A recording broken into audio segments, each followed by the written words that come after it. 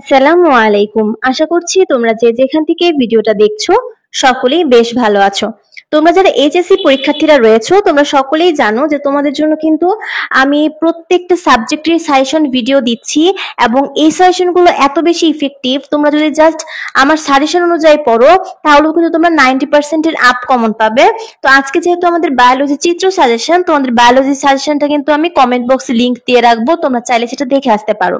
তো দেখো, বায়োলজির ক্ষেত্রে আমাদের চিত্র জিনিসটা অনেক বেশি ইম্পর্টেন্ট। চিত্র থেকে আমাদের কোশ্চেন হয়, চিত্র থেকে আমাদের এমসিকিউ হয়, এবং তোমরা যদি গ ঘতে চিত্র অ্যান্সার করো তাহলে কিন্তু তোমরা অনেক বেশি মার্কস পাবে। মানে বায়োলজিতে তোমাদের মার্কস পাওয়ার মূল বিষয়টা হচ্ছে আমাদের চিত্র।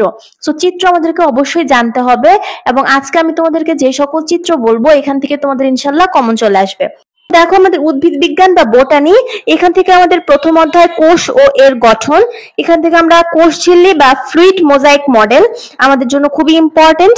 গোলগি বডি, মাইটোকন্ড্রিয়া এবং প্লাস্টিড, এই তিনটা অনেক বেশি গুরুত্বপূর্ণ। জাস্ট এই তিনটা আঁকানো তোমাদের শিখলেই হবে। এর ভিতরে আমাদের মাইটোকন্ড্রিয়া এবং প্লাস্টিড সব থেকে বেশি গুরুত্বপূর্ণ।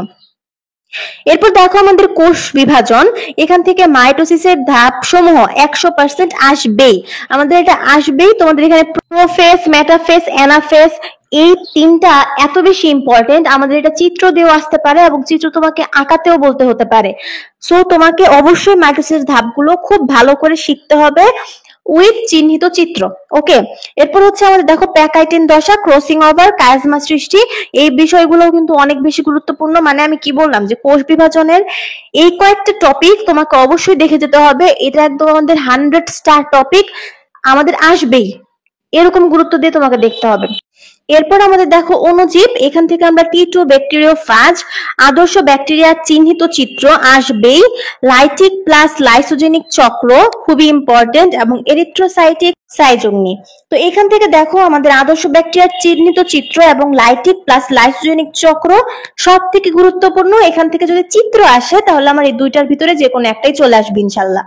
এরপর দেখো আমাদের নগ্নবীজি ও আবৃতবীজি, এই অধ্যায় থেকে তোমরা কোরালয়েড, মূল পড়ে যাবে, পুষ্প প্রতীক, জবা প্লাস ধান, 100 স্টার টপিক।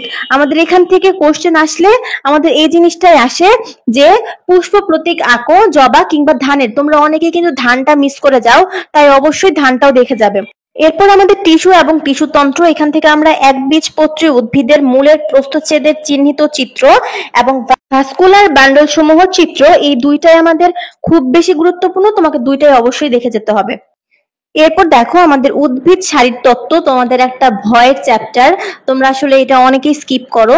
তো এখান থেকে দেখো আমরা সাইটোক্রোম, পাম্প মতবাদ চিত্র, পত্ররন্ধ্র খোলা বন্ধের চিত্র, এবং যে ফ্লো চার্ট গুলো আমাদের রয়েছে, যেমন দেখো আমাদের ক্যালভিন চক্র, ক্রেবস চক্র, হ্যাচো স্ল্যাক চক্র, গ্লাইকোলাইসিসের রেখচিত্র, এগুলো তোমাদেরকে দেখে যেতে হবে। এখান থেকে আমাদের কোশ্চেন আসে।